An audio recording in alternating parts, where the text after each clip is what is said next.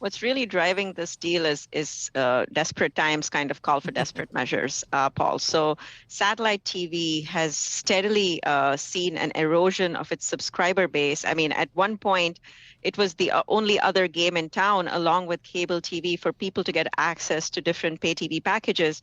Today, the world is a completely different place. I mean, you have cable, you have satellite, which is, of course, the traditional facilities-based operators, but then you also have a whole slew of new internet-based options, whether it's a YouTube TV, which gives you all of the linear TV options, or whether it's like completely different, what are known as SVOD services, subscription video on demand services like an Amazon Prime or Netflix. And so the world today is completely different. And because of this, satellite TV has seen a huge erosion of its subscriber base.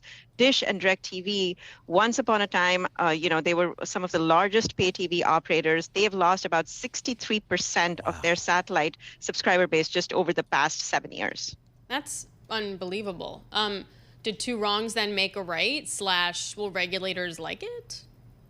So regulators, of course, squashed this deal back, about 20 years ago. But then again, it was a completely different landscape.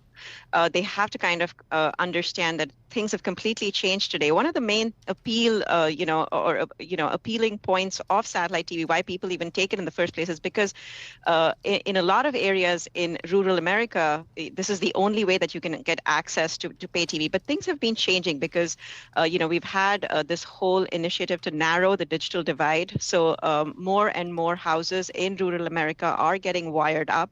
And with that, they now have the option to switch to internet-based TV, which is, exactly what Dish and DirecTV are saying. This is the reason why they've lost subscribers. So this is the reason why there is more competition, and therefore regulators should allow the deal to pass.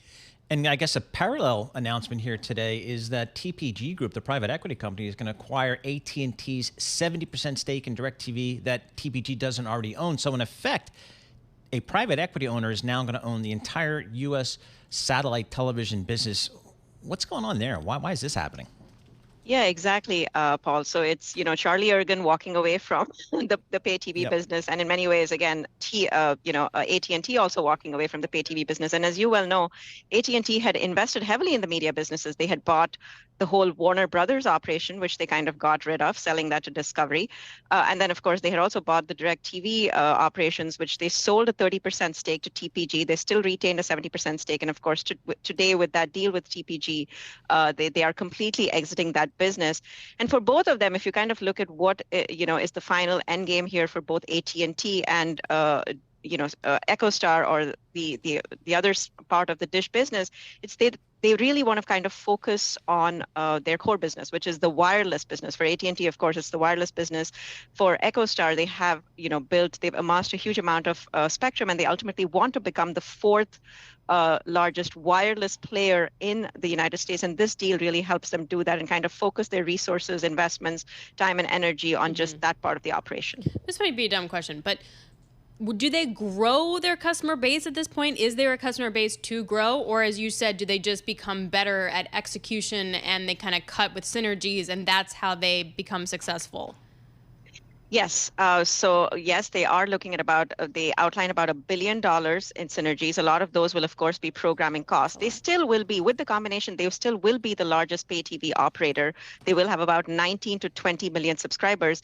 But there's not a whole lot to really grow, Alex. So it's really more kind of stemming the declines, if you will, just reducing the bleeding and becoming much more efficient in kind of delivering customized, tailor-made packages for the pay TV market.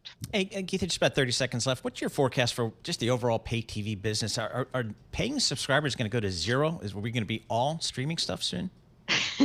I hope not, but we're definitely seeing that YouTube TV is becoming a major player in the market. Again, they are delivering linear TV channels.